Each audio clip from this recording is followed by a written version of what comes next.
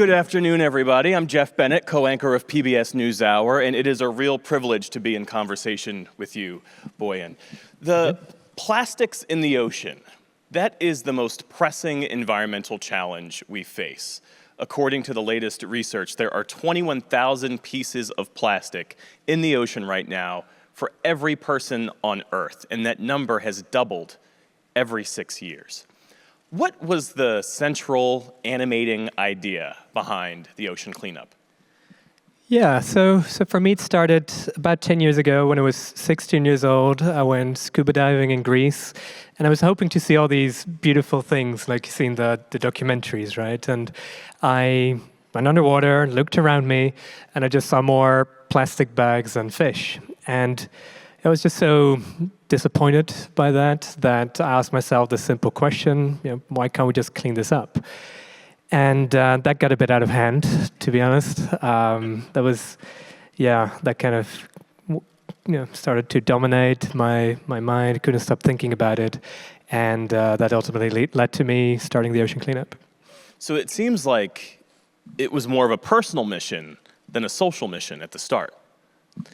Yeah, I don't know. Like sometimes people ask me, like, why do you do what you do? And to me, the counter question is always like, why don't we all do this, right? It's such an obvious thing. If you see a problem, you try and fix it. And I just saw this problem, and I thought, okay, let's see what I can do something about it. When you launched a few years ago, you set an ambitious goal of cleaning up half of the garbage patch every 5 years. That's what you set out to do. Are you on track to do that? Yeah, so once we have a full fleet of systems in the garbage patch, that's indeed the rate that we aim to achieve. Actually, I think we want to do it a bit faster than that. We want to get to 80% in about 10 years. So so that's about the thing is with the patch, the more you get out, the less you get out, right? Because you're thinning it out. So it kind of the curve goes like this. We'll be on a pretty similar curve to that. And we should explain to the unfamiliar what the patch is. What is it? Yeah, so it's this area twice the size of Texas. That's halfway between Hawaii and California, and it contains about 250 million pounds of trash. And the thing is that the currents there, they converge. So once the plastic is in that area, it's trapped and it doesn't go away by itself. There's no coastlines in that area, so there's nothing for it to remove the plastic. And so that's why once there, it stays there. And really to this day, at this moment, we see objects out there that we can date back to the 1960s, really? Still in recognizable shape. They just have been floating around and causing a lot of damage day in, day out. You say it's twice the size of Texas. Is that what it looks like when you're out there? It's just plastic in the ocean as far as you can see? No, so it's not like a solid mass. We see a map of it. So if you look at the absolute concentrations, it goes to several hundred kilos per square kilometer. So to use an analogy, that's like the weight of one soccer ball every soccer field worth of ocean. So it's not like you can walk on it. But the thing is, there are many soccer fields worth of ocean. So adding all that weight combined actually means you're talking about a shit ton of plastic. That's the scientific term. Yeah. We should say as we continue our conversation, we're also inviting your questions, which you can submit online and through the app. How does your ocean technology work? I mean, the basic idea is to have this huge floating barrier that sucks up plastic, separates it, and then is carted off, right? How did you conceive of that, and how did you actually build it out? Yeah, so the original idea was actually very different, but turned out to be wrong. So the initial idea was to just use the currents of the ocean to corral the plastic. So the idea was, okay, the plastic is moving around. It costs energy to chase it. So let's put a passive system in the ocean, let that autonomously collect the plastic, and then periodically you can come by and collect it. The thing is, we tried this back in 2018, our first system, and then after a month, we had to draw the conclusion that it wasn't collecting plastic, which, by the way, is a pretty important thing for an ocean cleanup system. And then sort of 3-4 months later, actually broke into two. We had a big structural failure. And that was sort of the most expensive unscheduled learning opportunity we've had to date. But it did teach us a lot about the ocean. And then ultimately we decided to pivot the solution to something that's actually active. Of course, it costs more energy, it costs more money to tow it around this barrier system. But you cover so much more area that you actually, it pays itself back. And at the same time, you can actually steer the system to where most of the plastic is, because this garbage patch, it might look homogeneous on a macro scale, but then if you zoom in, actually it's very heterogeneous. So some areas have a lot of plastic, and actually you can see plastic all around your ships. And then one day later, you have this area where you see hardly any plastic. Looks like a clean ocean. So being able to consistently sail through the areas where most of the plastic is, that's really a crucial part of this cleanup approach. So that's why we sometimes say this solution is sort of 50% hardware, 50% software, because developing the computer modeling, almost like weather forecasting, to be able to tell the captains, like, okay, tomorrow you have to go to this coordinate, and the day after tomorrow you have to go to this coordinate. And that's really sort of half the solution. Let's get granular for a second, because it's one thing to have the idea. It's a completely different thing to have that floating in the ocean. How did you get from the idea to the actual device, that huge contraption sucking up all of the plastic there? Yeah. In terms of funding, right. The rights and legal issues to have something like that floating in the patch. How did you do all that? 10 years of pain, I think is the short answer. It's really been a sort of step-by-step process. So, of course, we started very small group of volunteers, crowdfunding campaign on Indiegogo, raised our first $90K back in 2013, just after I dropped out of university. And you dropped out for this project? I did, yeah. So I did half a year of aerospace engineering, and then I thought, okay, I still couldn't stop thinking about this. I thought, okay, let's drop out, give it a try. If it doesn't work, you can always re-enroll after half a year, but that didn't happen. So it was, so we did the crowdfunding. So actually, I had done this TEDx presentation. That then went viral about a month or two after I dropped out, was being shared millions of times.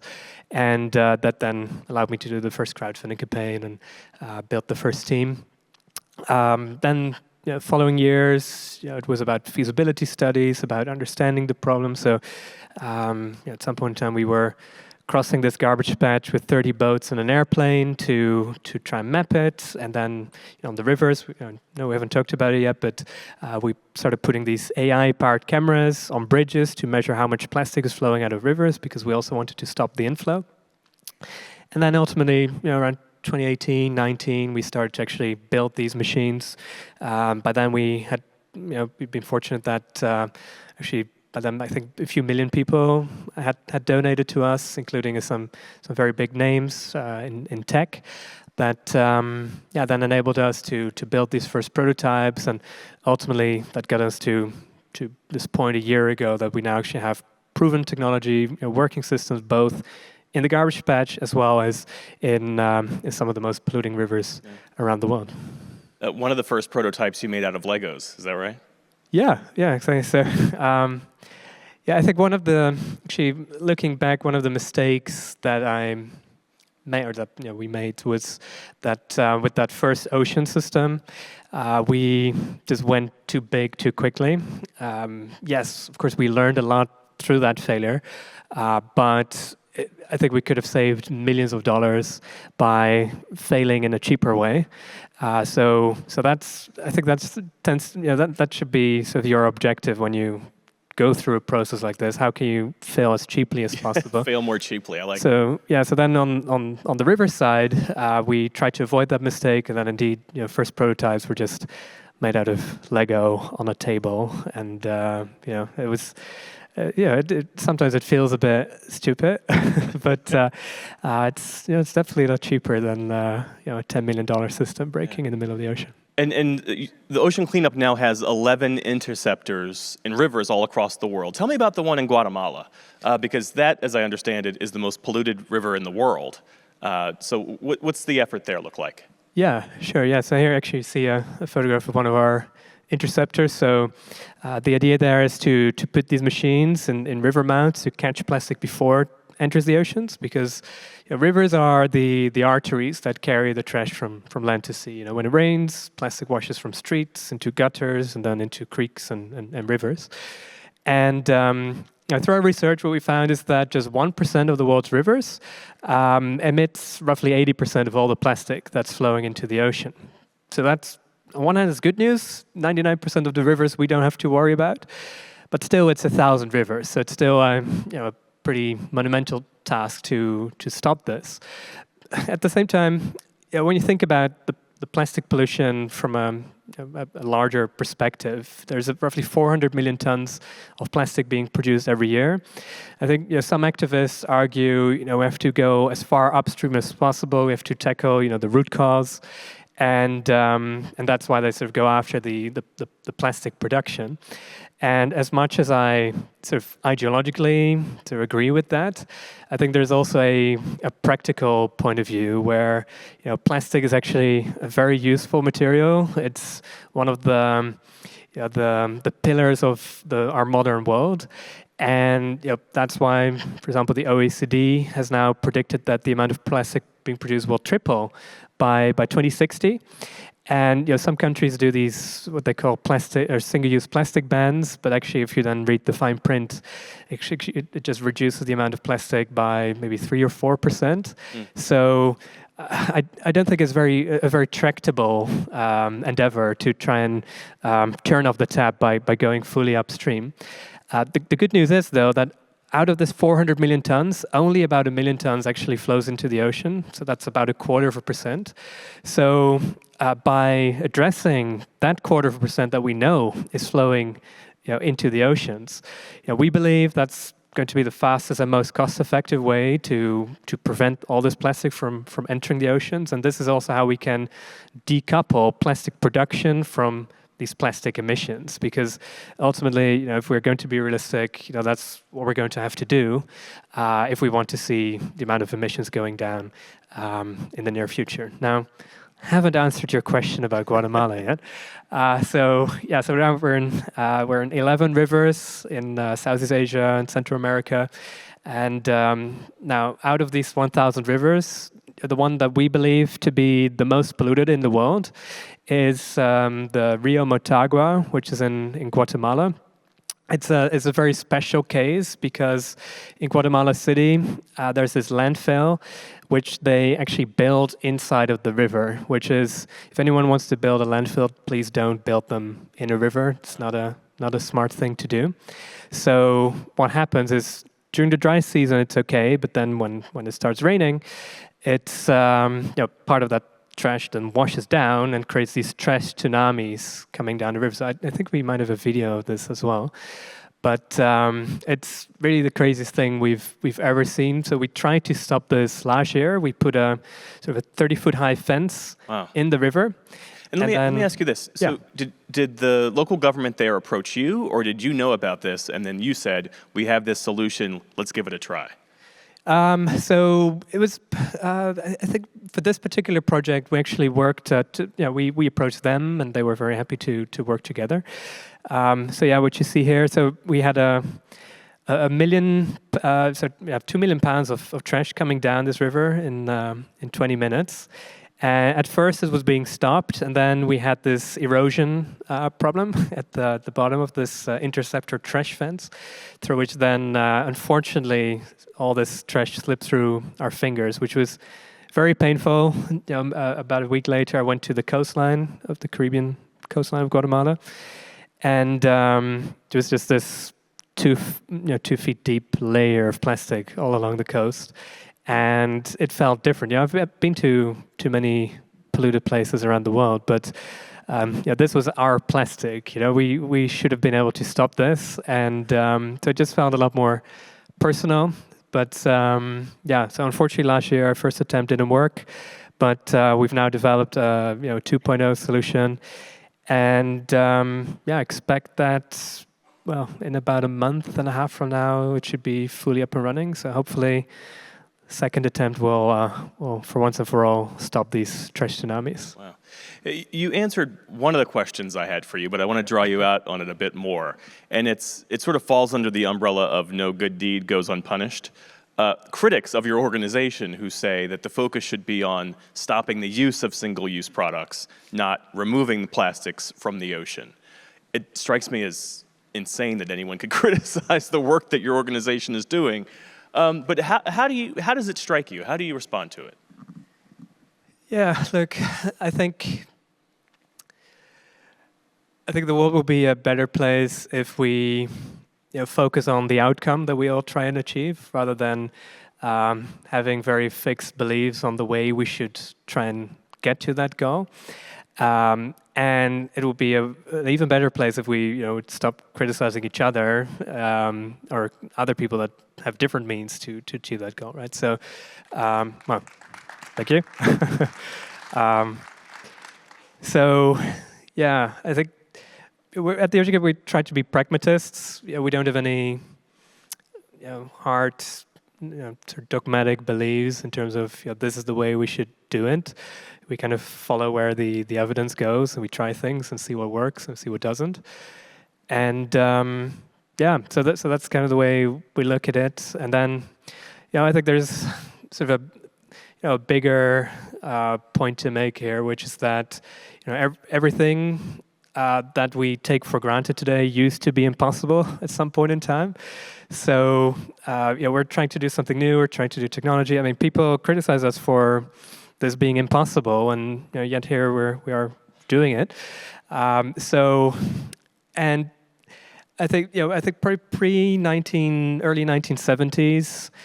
There was this spirit, I think, especially here in America, that as long as you could dream it, it could happen, right? So it's just this optimistic spirit of we as humanity, by working together, by using our ingenuity, we can move mountains. Sometimes literally, like with the Panama Canal. Since somewhere along the way that spirit kind of died, and I think society and the media put a lot more, gave a much bigger platform to the critics of people who are actually doing things, and I think that's a shame. I think also, if you think about the environmental movement today and the most prominent voices in that movement, it's a lot about what we shouldn't do. It's very focused on the problems, not on the solutions. It's focused on trying to stop people from doing things rather than building things. And I think ultimately, big problems require big solutions. And technology, I believe, is the biggest agent of change that we have. Technology is nothing more than an amplifier of human capability, and if we don't use that power in our advantage to solve the great problems of our time, we are putting ourselves at a disadvantage to have a good chance at solving this. So what I hope that with the ocean cleanup, we can create this symbol of not fighting against the things that we don't agree with, but building towards a future that we do agree with, because that's ultimately, I think, what not only plastic pollution needs, but basically the plethora of issues that the environment faces today.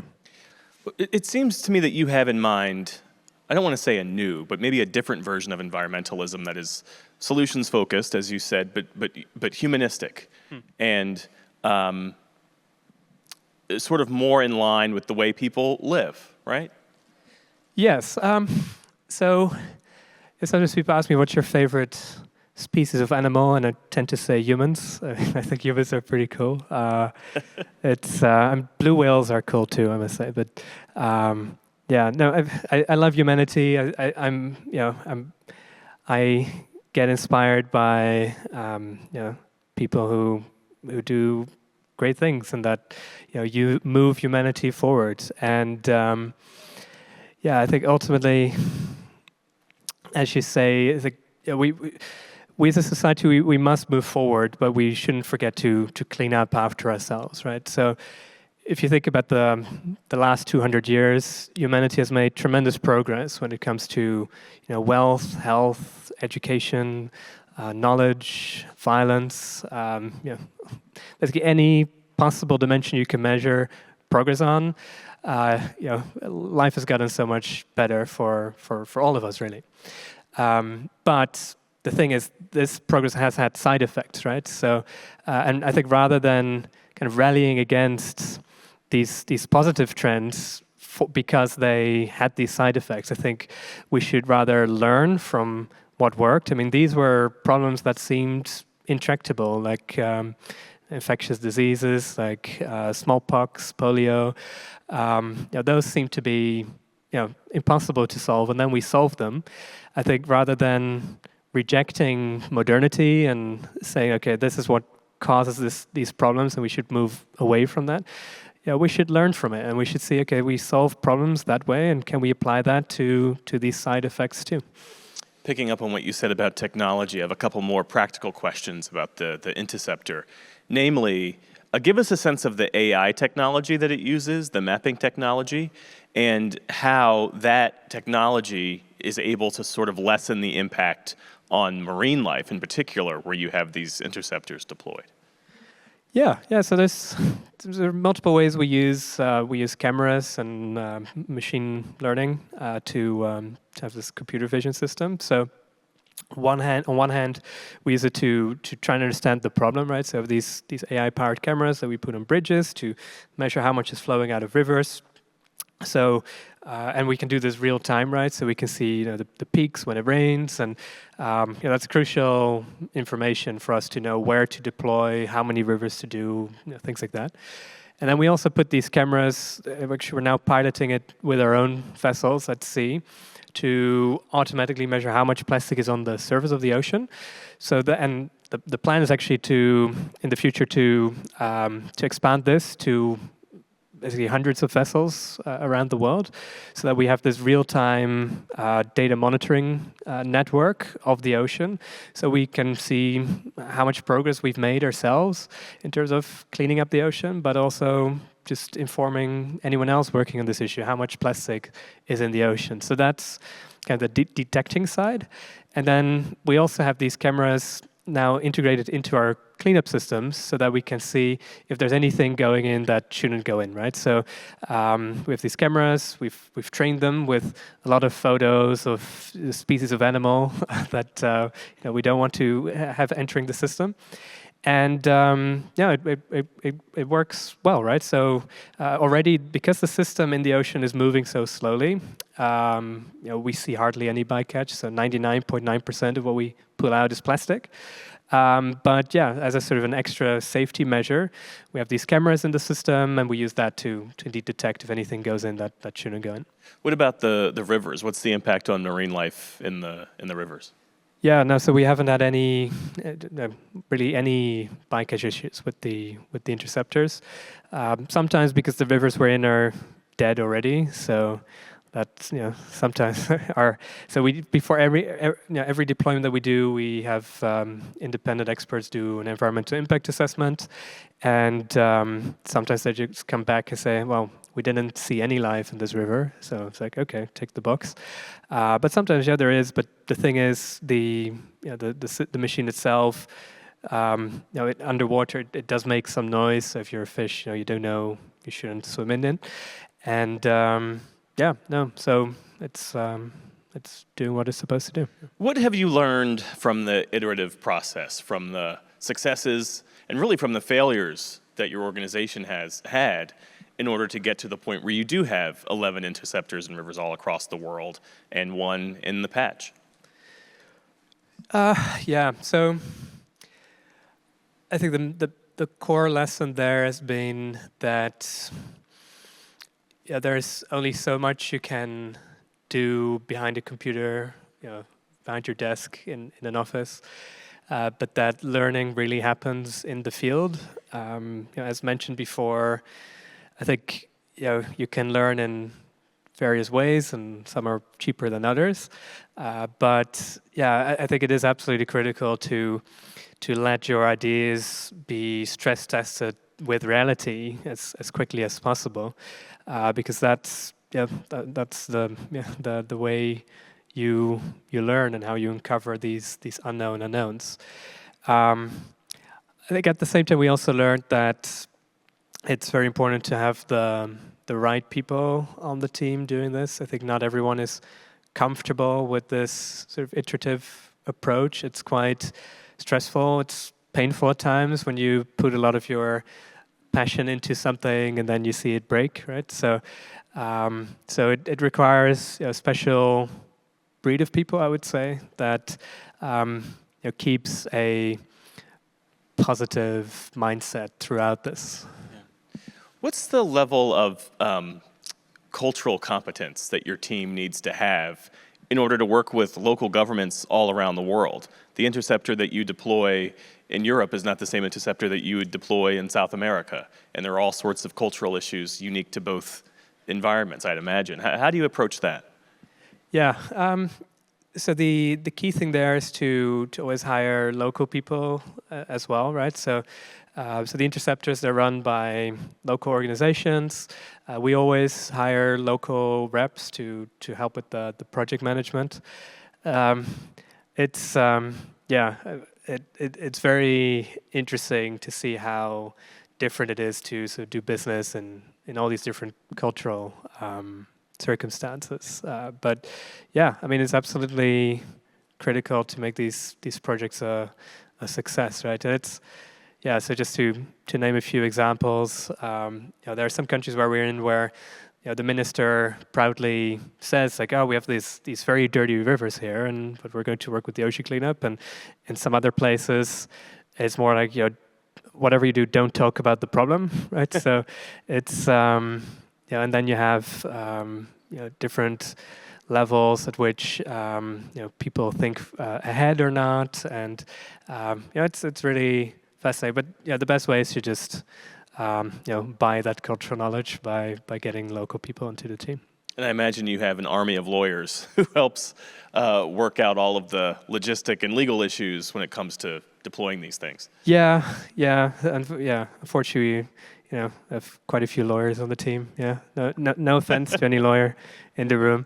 No, but it's I mean, sometimes the paperwork involved. I think it's always a silly thing that how many environmental permits we have to apply to, and actually how much it delays taking plastic out of the ocean and rivers, which you would say you would expect environmental permits to have the objective of helping the environment. Right. But in our case, it seems to often be the opposite, where if you think about, so for example, now in one of the rivers where we expect to deploy soon, this process probably delayed deployment by about a year. Well, that's like 1,000 tons of trash going into the ocean in that half year. Was that really worth the permit, right? So maybe we should think about sort of a different kind of permitting regime for projects that harm the environment versus projects that help the environment. Mm-hmm. Just a suggestion. But yeah, definitely. So permits is, especially on rivers, it's, for oceans, it's actually much easier because yes, it's international waters and something like this has never been done before. So it's, to get everything sorted for the first time was really complex. But now, we're dealing with the same ocean conditions. When we scale, it's going to be just the same systems. It's the same authority. We just have the Dutch flag. So it's all under the same legal framework. So that's just, it was very difficult to get one thing to work in the oceans, but then scaling it, we believe, is more or less going to be copy-paste. Mm-hmm. On rivers, though, it's almost every river project is its unique project. So you have different authorities. The the interceptor technology that we use tends to be different for each river. We have different stakeholders in terms of who's going to take care of the waste, who's going to operate it. So it was relatively easy to get one thing to work in rivers, but then scaling it is really challenging. Now in one of the upcoming river projects, there are 5 different ministries involved, just getting the paperwork organized for it. Can you say where it is or not yet? This one actually has not been announced yet, Okay. and I also don't want to shame any particular government. But Fair enough. yeah, I would say one ministry should be okay in the future. Yeah. Absolutely. We are inviting your questions, so please submit them. We'll get to them shortly.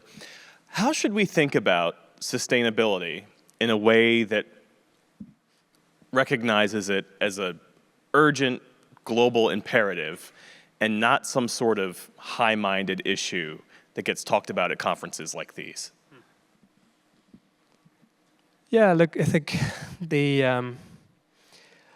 one of the good things that the environmental movement has achieved, next to all the harm that has been done in terms of rallying against nuclear energy and things like that, but is that it has put these issues on the map, right? So I think we can all agree these issues are real, and that it's affecting everyone to different degrees, right? So I think over here in a nicely air-conditioned environment, perhaps we don't realize it as much, but there's 3 billion people relying on fish as their primary source of protein, and what we see is that plastic is entering that same food chain, and it has all sorts of negative health risks associated with it, right? And that's just the plastic pollution issue.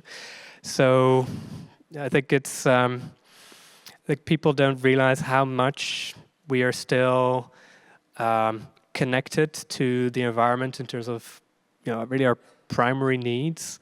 And if you just fly in an airplane, you look down, actually most of the surface area you see is being used for food production. It's really quite incredible, and all of that is of course dependent on on rainfall, on pollinators, etc. So we're very much still, even though we try and isolate ourselves from the environment through our innovations, we're still not completely decoupled from nature. So it's just an important thing we have to take care of. Who are your influences, and what keeps you in this work? I think you could be forgiven if you had said 2 years ago, you know what, I'm burned out. Someone else has to carry this torch, but you still do it. Why? I guess somebody has to do it. It's it's not like so. Of course, there have been moments that were really tough, and especially after that first system failed, it was just all the sort of experts were like, "Oh, I see, told you so. It can never be done." And the media was like, "Oh, look, I think I think the New York Times headline was this: they promised to clean the ocean. Now their dream is in pieces," or something like that. So that's like, okay. How'd that make you feel when you read that? Not great. And then, of course, the team reads that too, and they're like, "Oh, should I keep spending all my 80 hours a week on this?" And so that was a tough period. But then, if you just rationally approach it, it's not like there's 4 other organizations on standby to take over or to pick up the baton and keep going. If we would have failed, and I think even worse, if we would fail, I think that would actually actively discourage others from trying, because I think we've been pretty successful in garnering support for this mission. So people can point at us and say, like, look, if the ocean cleanup failed, well, how on earth am I going to make it happen? So it just felt like if we don't do this, it's just not going to happen. So that I think that's really what keeps me going. On the question of your influences, who are your mentors? Who are the people who inspired you? Who are the people that you look to for examples? So, whenever I don't work, I like to read a lot, and I think the people and projects that sort of inspire me most are the turn of the century innovators, people like the Wright brothers and Thomas Edison.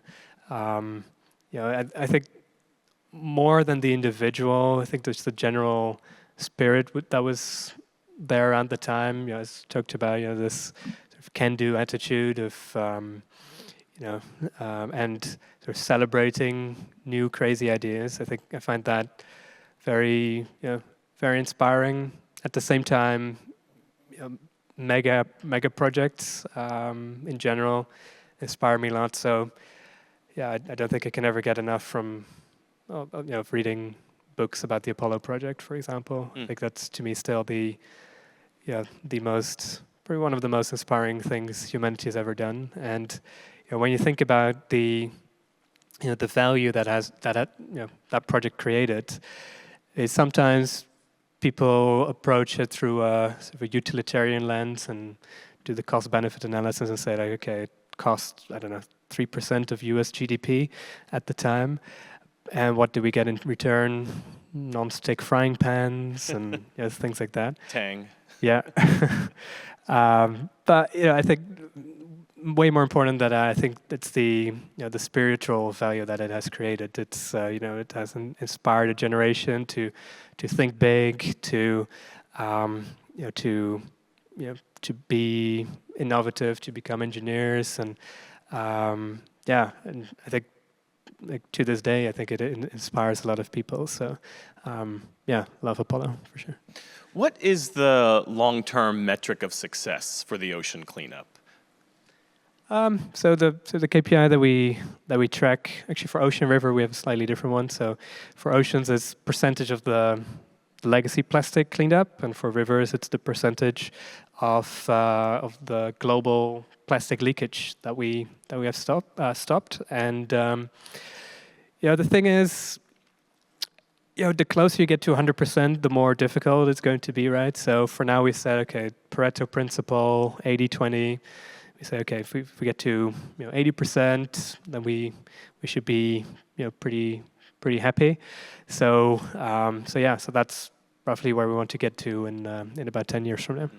And what do you do with the plastic that you take out of the ocean? In some instances, you're actually creating new products with it. Yeah, no, that's right. So in terms of what we take out of the garbage patch, actually all of that is being recycled. So we set up a processing line. It actually was pretty challenging, but we made it work. And to prove we can actually do it, these sunglasses, they were our proof of concept. So we made these sort of high design $200 sunglasses, and we sold them out in a short amount of time, 25,000 pieces, which of course is not going to fund the whole cleanup. We're going to make billions of sunglasses. That's going to that won't work. So the thing is that it really proved to the world that you can make something beautiful, something durable out of this material. And since then, we've started signing these partnerships with global brands to incorporate this material into their durable, sustainable products. So, for example, now we have this deal with Kia, the car company, where soon our material will find their way into their electric vehicles, for example. Oh, wow. So, and a few more we'll expect to announce later this year. Yeah. So things like that. I think at least. So of course it's a very expensive material. It's much more expensive to take it out of the middle of the ocean than from a garbage bin on the street, right?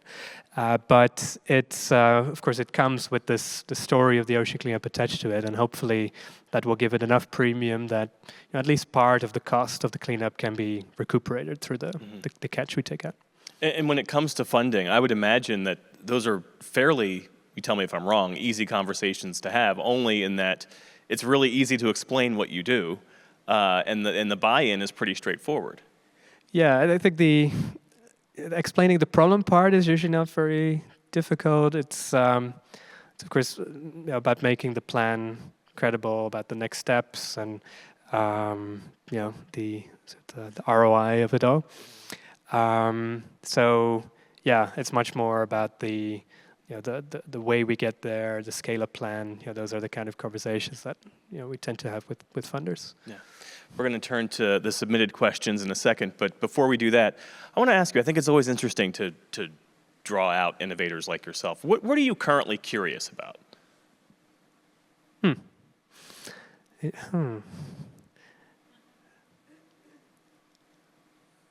Ironically, about the answer I'm going to get to this question, but I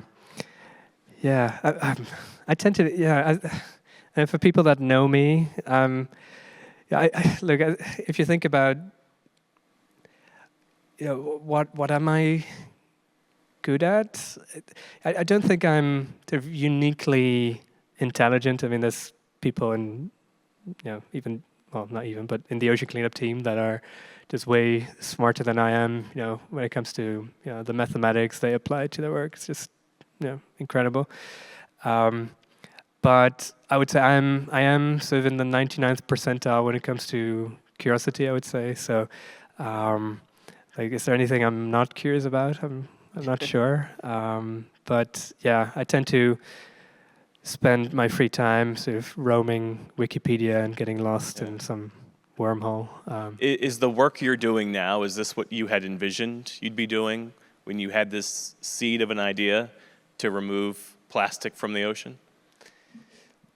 So I think during my childhood I was being fascinated about technology, and I always wanted to be a builder, a creator. And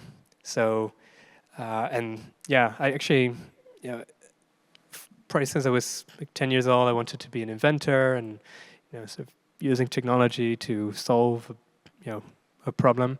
Back then, actually, I think when I was 11 or 12, I entered the Guinness Book of Records by launching more than 200 water rockets at the same time, which wasn't very useful. It was fun. Yeah. But at the same, so I was already interested in technology, but I was longing for something more useful to do. Mm-hmm. And when this plastic pollution problem entered my radar, to me it felt like a sort of a good starter project. It was sort of the biggest problem that I could imagine I would have a sort of a non-zero chance of addressing. By the way, I thought there would be like a 95% chance of it failing, but I thought, it's a big problem, and it's a non-zero chance, so let's give it a try. So what I hope to do is, at least I hope to have enough time to use the lessons that I learned, but through the ocean cleanup, to apply those to other sort of mega projects to solve societal problems in the future too. Fantastic. All right, let's get to your questions. Coca-Cola is a sponsor. Are they helping you, or do you help them? There's a glare in the monitor, so forgive me as I try to read it. Yeah, so Coke got involved about a year ago for some of our river projects, so they adopted some of the river machines. And so actually for a long time, when we got approached, we said, like, no, we don't really have an interest. But then at some point in time, it started to make sense for a few reasons. Firstly, we needed operational capacity around the world. So we're just a relatively small team. We have 150 people on payroll. I think they have some like 100,000 people or more on their payroll. So, and they're deeply ingrained in the countries where we operate. So then we figured, okay, if we can use their logistical network, their relations with the recyclers, with government, if that can help accelerate what we do, that's obviously going to be a good thing for the ocean, right? And similarly, I think a world where Coca-Cola does help pay for the solution of the problem they in part help create, I think that's again a better world. It's a better thing for the ocean than if they wouldn't pay for it, like some of their competitors at the moment. So that's why we said, so initially we had some hesitation, like, how's that going to impact us and the way people look at us? But then we realized, okay, ultimately it's all about the ocean, and if this is going to help clean the ocean quicker, that's just the decision we have to take. Another question is, have you developed or are you planning on developing a technology to deal with the plastic on the bottom of the ocean? So I think the good news is that most of the plastic that is being emitted from rivers is floating plastic for a few reasons. Firstly, it wouldn't reach the mouth of the river if it wouldn't be afloat. And secondly, the type of plastic that's being used for packaging, which is the dominant source flowing out of rivers, are polyolefins, so PE, PP, which are types of plastic that are lighter than water, so they float. So actually the majority of the plastic is at the surface. Not everything, unfortunately, but if you think about the cost-benefit analysis of removal, at the surface, there's a very big harm caused by the plastic, because that's where it gets easily entangled in marine life. It mimics food, so that's where it enters the food chain. While the removal, we've proven to be pretty much harmless. Now, when you look at the seabed, the equation is the exact opposite, where it's very hard to remove anything from the seabed in a way that doesn't disturb the ecosystem. And then in terms of the harm that it does, that's still largely, well, unknown or unproven, depending how you look at it. But the sort of the negative interactions with marine life, at least we know, is a lot less than at the surface. Of course, the plastic at the surface too, because it passes through different ecosystems, carries the invasive species with it, which is another sort of extinction risk caused by plastic. So that's why we say, okay, if you want to do everything, you'll succeed at nothing. Let's focus on where the problem is most harmful and where it's most tractable as well. One question is, you are basically on a journey to disrupt your own company. What are you going to do when the patches are gone and all polluting rivers have an interceptor? Putting yourself out of work. Yeah, no, actually, so we're actually pretty explicit about this, that we want to help ourselves out of business. It's oddly enough, we don't see many nonprofits stating this explicitly. I think more should. The goal is to not exist, and the sooner we can move on, the better it is. But yeah, as said, I think there's there's quite a few problems in the world still. I mean, there's no surprise there. And what I hope is that again the methodology that we create with the ocean cleanup and sort of the example that we set in terms of sort of positive problem solving, that can be applied to other problems in the future too. My hands are always itching, and I have too many ideas. But I think I don't think the other things will happen if the ocean cleanup is not successful. So I'm really kind of forcing myself to focus one thing at the time. And I think this one will keep me busy for a few more years for sure.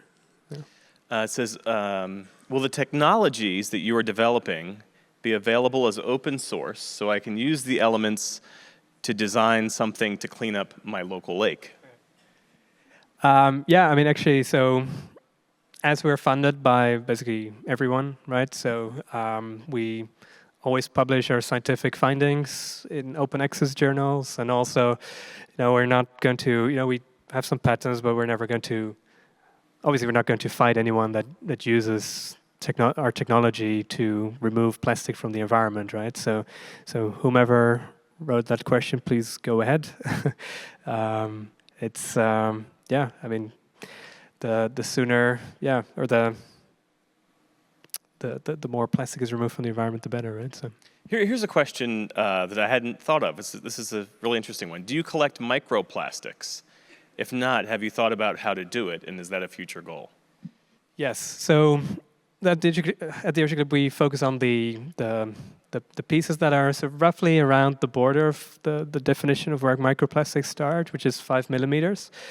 The thing is, if you go smaller, the amount of energy that you have to use to drag something through the ocean, it goes up by a lot, while your catch only marginally increases. Because right now, fortunately, just 8% of the plastic that's in the ocean is small. So 92% is still large, which is a good thing in terms of cleanup. At the same time, it does put the time pressure on what we do, right? Because if we're going to wait another 20, 30 years, all of that large stuff we see today will ultimately fragment down to the microplastics as well. And then it will be much harder to clean up, but also probably more harmful, because that's the stuff that ends up in the food chain. So it's very much. So sometimes we get criticized by people say like, oh, no, you should do prevention. But I would argue that what we're doing in terms of the removal of the plastic from the stuff that's already in the ocean, that's a way of prevention too, because it prevents the big stuff from becoming microplastics and sort of entering the water column and then entering the food chain. Do your teams work with volunteers? Yeah, so we have some. So if you go to our website, theoceancleanup.com, there's sort of a big list of all the open job applications now. Also, other ways to support. But one of the ways is citizen science. So what you can do, with this app that you can use to go to your local river and count how much plastic is flowing by, and it's sort of a pretty easy way for us to increase our data set on all these rivers around the world. So yeah, that's, I think, one of the sort of volunteer programs that we have and people can be part of. Yeah. Here's a question from Vanessa Vasquez. Do you plan to develop some technology that also cleans seas and rivers from oil spills like those that occur in the Amazon or the Peruvian coast? No, so at DRG we're really focused on the plastic.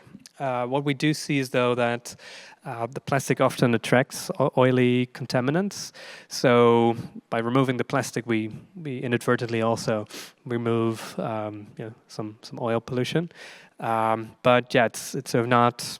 Again, if we want to do everything, we'll succeed at nothing. So yeah, for us, our only KPI is what's the percentage of the plastic pollution problem solved.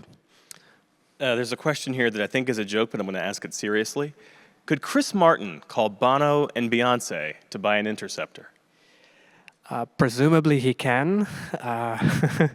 So the story here is that Coldplay is a big supporter of ours. They actually funded one of the interceptors in Malaysia, and yeah, sort of pretty cool thing. It gives some more exposure to what we do. And yeah, so if Bono or Beyonce are in the room, you're welcome to join. Yeah. We've got a few minutes left. I don't think there are any more submitted questions. Someone shout if I'm wrong about that. But looking, 2-3 years down the line, what do you see for yourself? What do you see for the ocean cleanup? Yeah. So about a year ago, we came to the point that we got our solutions to work, which was a pretty important step. So now we can confidently say humanity now has the tools available to do this. It's not a question anymore of, can we clean the ocean? No, we know we can. The thing is, though, scaling the solutions as is would be a pretty risky and expensive endeavor. So if you take our current ocean cleanup system, I think you would need maybe 50 of them approximately to get the job done. So that, of course, would be very expensive. And also in rivers, with our current 11 river systems, we still have, very occasionally we still have teething troubles of, a conveyor belt breaks down or a barrier detaches, little operational things that you really want to have ironed out before you're in 100 rivers, because you can imagine the headaches that our team will have once we have these kind of issues.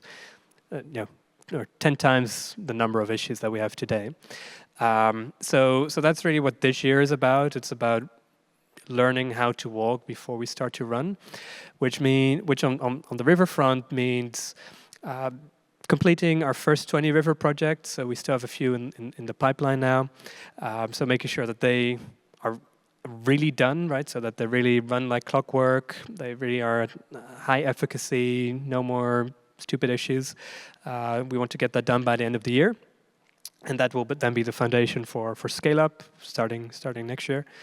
And yeah, on oceans, same story. So again, we could scale up today, but we think we can be a lot more effective and a lot more cost effective if we first perfect one system before scaling up. So that's what this year is about on oceans. And what we're going to do is we're going to launch what we call System 3, which will be 3 times the size of the current system.